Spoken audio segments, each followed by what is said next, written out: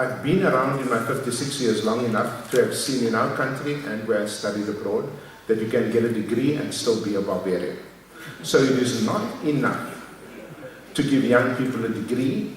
We put 180 hours of training every year into every one of those 5,000 first years to teach them how to be human, to teach them how to live.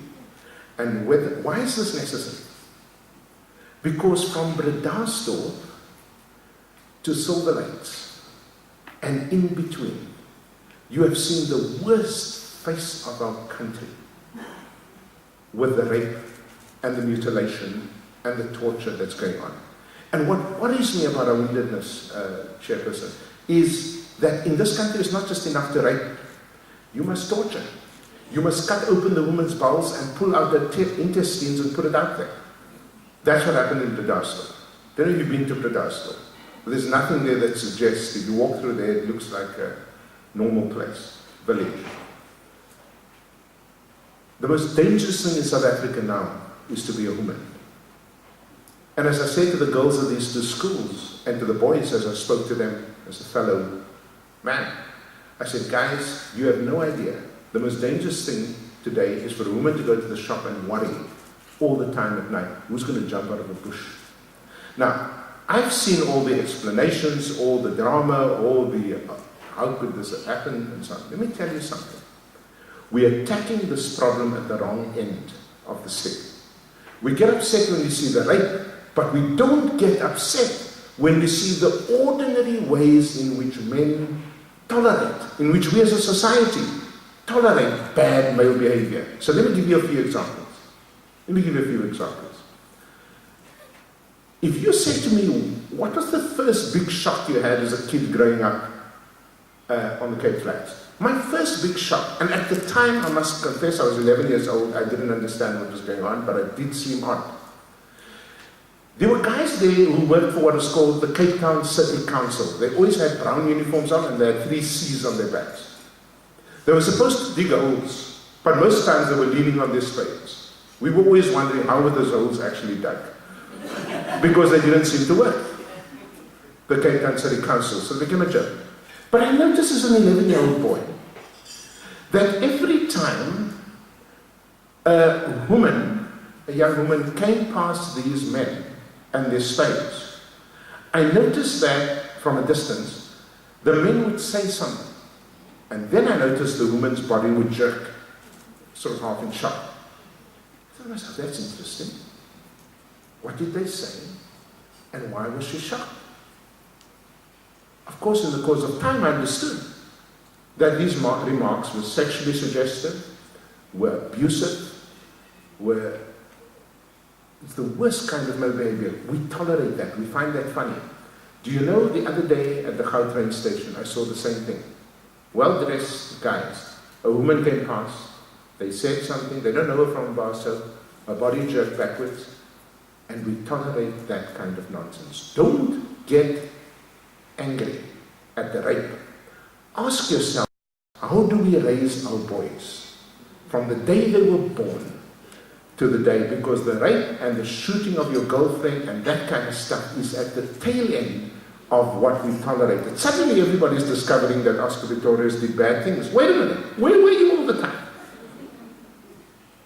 Where were you when those boys in Bredasdorp were doing bad things and we tolerated it towards women? Where were you when those babies were being raped, when those 100-year-old grandmothers were being raped? Why suddenly? Is it because of the gruesomeness of the crime? But what about the men who don't allow a woman to pass without making a lewd comment? Can I ask you something, as I ask myself? How do we raise our boys? I live in a community in the middle of the country where boys are raised in a particular way. Let's talk first of all about the rugby boys. They're raised from a very young age to kick back the opponent if he kicks you. Bite him, pull his ears, uppercut. Okay? That's why we call our sons Beers and Baksteen. Beers root, Baksteen now. You know, think about it. Yeah. Bakkies. and so on. And this is not taking aim at the Blue Bulls, it's just because it's my team, But the way we raise our boys already gives a suggestion of a toughness in a country where men think with their muscles and not with their minds. And so this notion of raising boys, I went to one of the male residences the other day and they said, Prof, would you mind if we did our war cry? So of course, I want the kids to have fun. I said, sure, do your war cry. And got up there, pulled up their sleeves, showed their muscles, and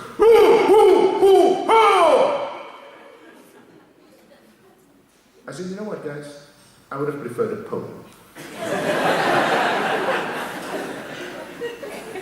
And the point I was trying to make with these young men, and I suppose I shouldn't oversell the story, was, are there other ways of being male?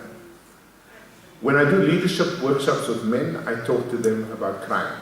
Let me ask you, when last did you have a good sob with your employees? You see, in my office, on my desk, if you come and visit me, you'll see a big tissue box. Because I say to my staff, in this space, it is okay to cry. Because I had a mother who taught me crying is not a sense of weakness, it's actually a sign of strength. And so teaching our boys, for example, how to respect women. Now you can't teach them how to respect women if you don't respect your spouse. I was thinking the other day about how lucky I was in this corner house where there wasn't much to go around.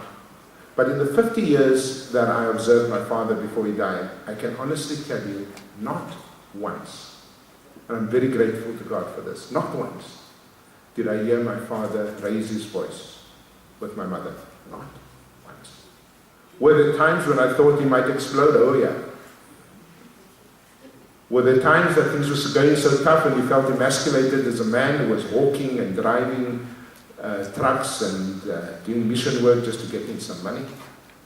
Were there times that I thought he'll fall apart? Oh yeah.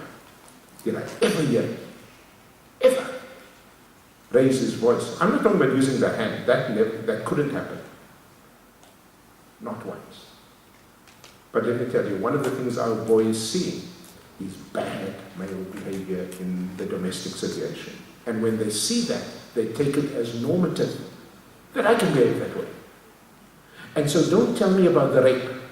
Tell me about the millions of offensive acts that preceded the rape and that we tolerate and in fact participate in before this horrible, horrible event.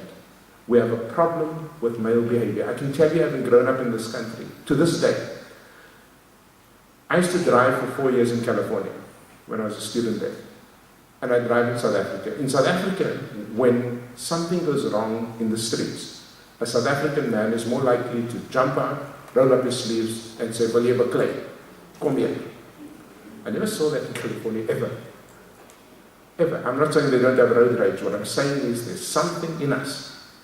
I think a lot has to do with the military service regime. A lot of that has to do with rugby. And a lot of that has to do with the violence in this province. Let me tell you, when I drove through early this morning from the Eastern Free State to this beautiful, beautiful province, and as I saw the greenery of the Midlands, I also remember once it was red. Don't forget that. And as my mentor, Jabani Mangani, often tells me, he says, JJ, don't think the people who did that just disappeared into thin air. They're still here. We are deeply, deeply wounded as men. And unless we face up to that, the problem isn't the rapists, it's us. We all are part of that criminality.